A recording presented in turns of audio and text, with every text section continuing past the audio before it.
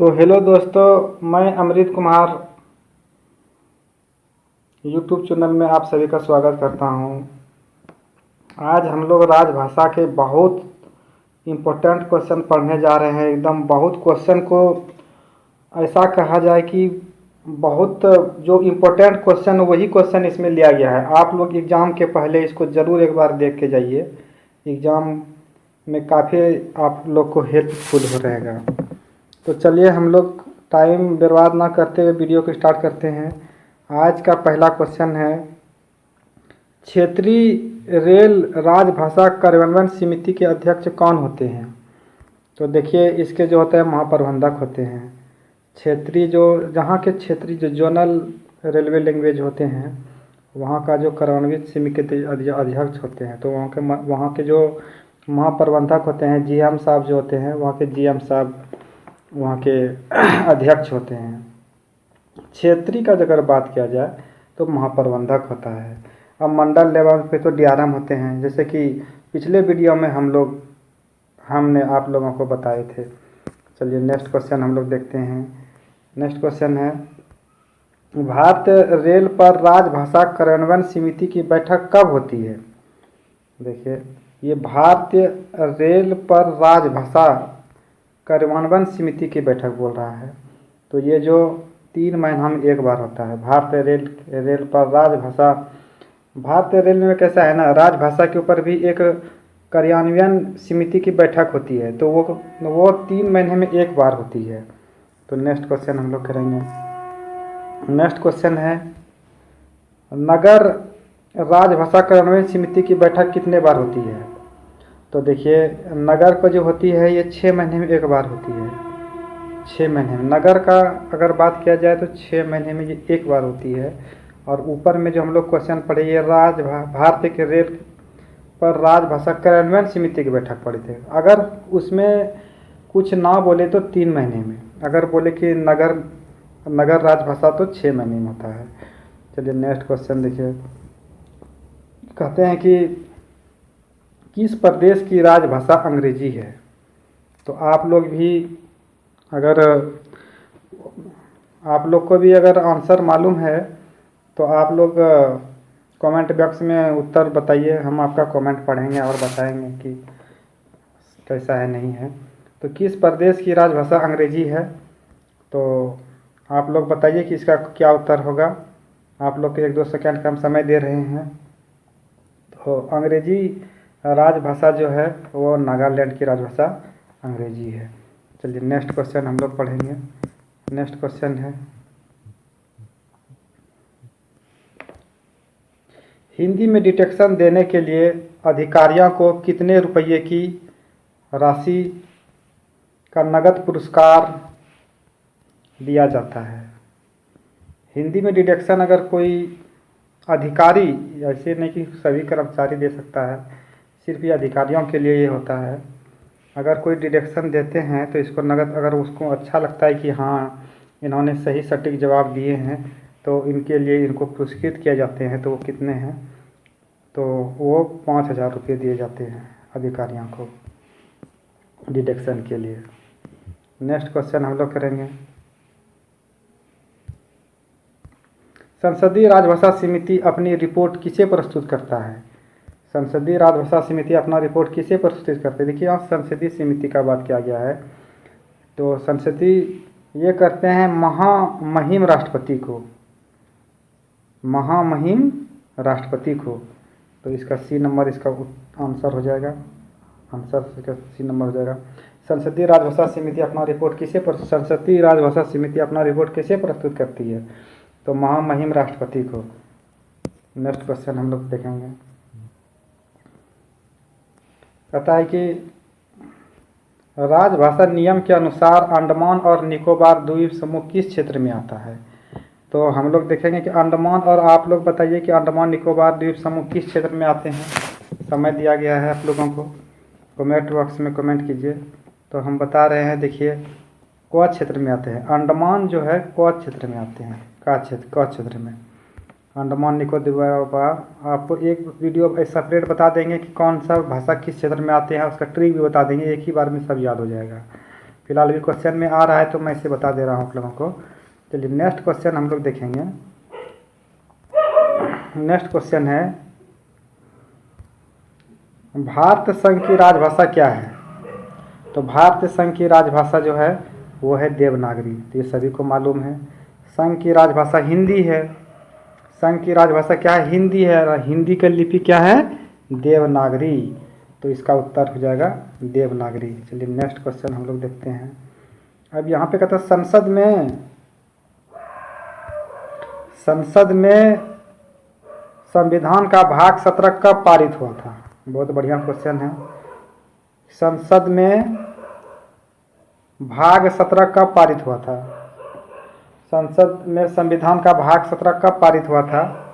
तो आप लोग बताइए कि भाग 17 कब इसका पारित हुआ था? तो भाग 17 14/9/1949 को।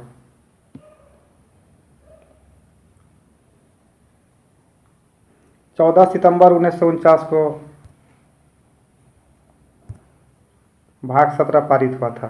तो आप लोग याद रख लीजिएगा, ये काफ़ी इंपॉर्टेंट क्वेश्चन है कि संसद में संविधान का भाग 17 कब पारित हुआ था। ऐसे याद रखिए कि भाग 17, इतना सा क्वेश्चन याद रखिए, तब याद ज़्यादा अच्छा रहेगा, पढ़ने में सूटेबल आपको लगेगा। कि भाग 17 जैसे कि मैंने याद किया था, और हो सके कि आप लोग को कैसा याद हो आप लोग कर लीजिए कि भाग 17 कब पारित हुआ था। तो 14 सितंबर 1949 को। तो नेक्स्ट क्वेश्चन देखते हैं। राजभाषा अधिनियम 1963 कब पारित हुआ था? राजभाषा अधिनियम 1963 कब पारित हुआ था? तो ये हम लोग पारित नहीं हुआ था, संशोधित हुआ था। ये क्वेश्चन है, मिस्टेक हो गया मुझे, मेरे से माफ़ कीजिएगा। राजभाषा अधिनियम 1963 कब संशोधित हुआ था? तो ये क्वेश्चन मैंने आगे के वीडियो में आप लोग को बता दिया हूँ कि राजभाषा अधिनियम जो है 1963 में लागू हुई थी, और 67 में इनका जो है संशोधन किया गया था राजभाषा अधिनियम का। तो आप लोग को याद होगा कि 67, 87, 2007 और 11।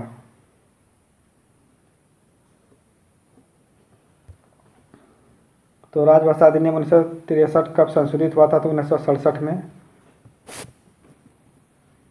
नेक्स्ट क्वेश्चन हम लोग देखेंगे।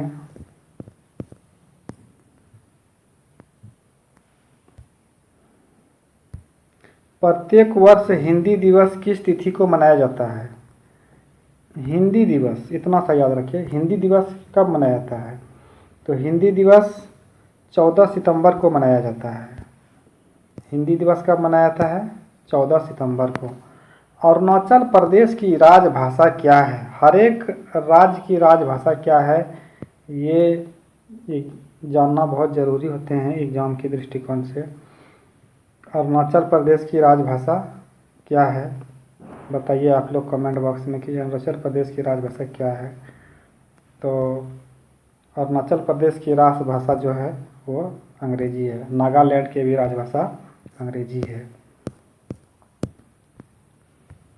नेक्स्ट क्वेश्चन हम लोग देखेंगे।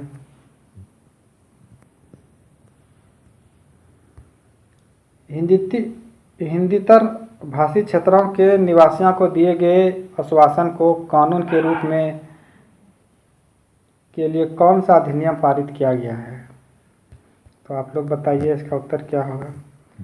तो 1967, अधिनियम 1967 इस क्वेश्चन का सही उत्तर है, अधिनियम 1967। नेक्स्ट क्वेश्चन है,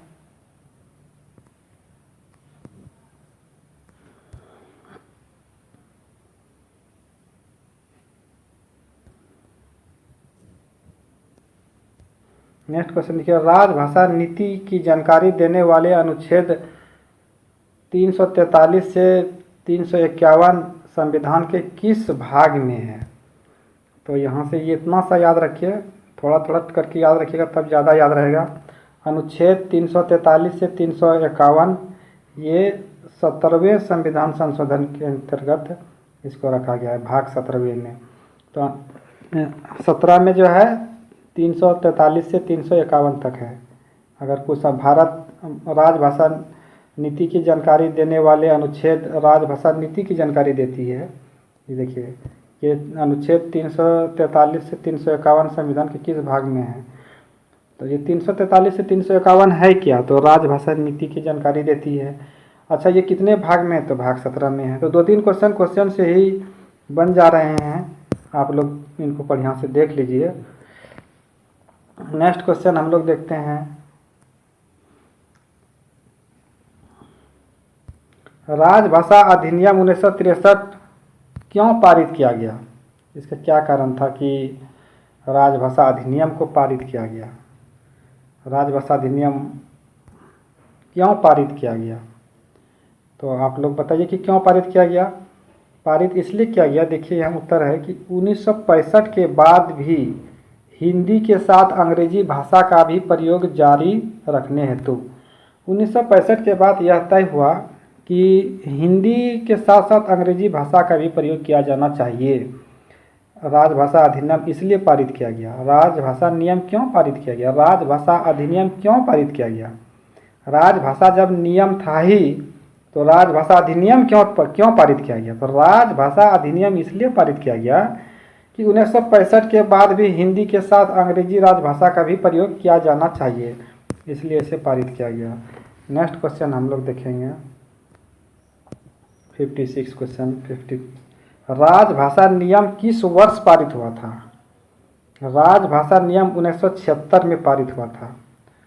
राजभाषा नियम कब पारित हुआ था? राजभाषा नियम, देखिए बहुत बढ़िया क्वेश्चन है। राजभाषा नियम और राजभाषा अधिनियम 1967 में, जैसे ऊपर में हम लोग देखे ना, राजभाषा अधिनियम 1963 में, सॉरी, राजभाषा अधिनियम 1963 में, राजभाषा नियम 1976 में।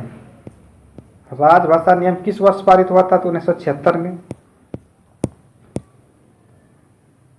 तो देखते हैं, संविधान के भाग 17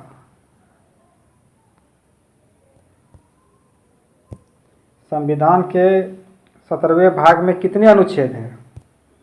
संविधान के 17वें भाग में कितने अनुच्छेद है? तो ये 9 अनुच्छेद है, आप लोग याद रखिएगा।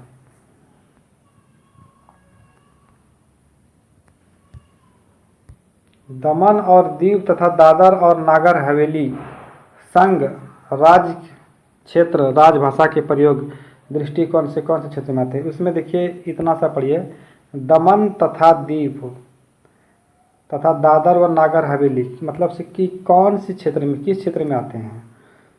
तो दमन और दीव जो आते हैं ये खास क्षेत्र में आते हैं। आप लोग देख लीजिएगा कि दमन और दीव जो आते हैं खास क्षेत्र में आते हैं।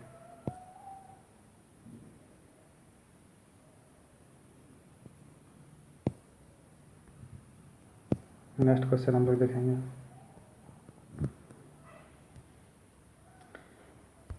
हिंदी में कार्यालयीन कार्य करने के लिए कौन सा पुरस्कार योजना है? हिंदी में कार्यालयीन कार्य करने के लिए कौन सी पुरस्कार योजना है? तो ये योजना है व्यक्तिगत नगद पुरस्कार योजना। नेक्स्ट क्वेश्चन हम लोग देखेंगे, लास्ट क्वेश्चन है, केंद्रीय राजभाषा कार्यान्वयन समिति के अध्यक्ष कौन होते हैं? ये इम्पोर्टेंट क्वेश्चन है। तो राजभाषा विभाग के गृह मंत्रालय के सचिव, राजभाषा विभाग के सचिव यानी गृह मंत्रालय। इसमें देखिए केंद्रीय राजभाषा कार्यान्वयन समिति के अध्यक्ष ये होता है राजभाषा गृह मंत्रालय के सचिव होते हैं। तो आज इतना ही, फिर नेक्स्ट वीडियो में देखेंगे।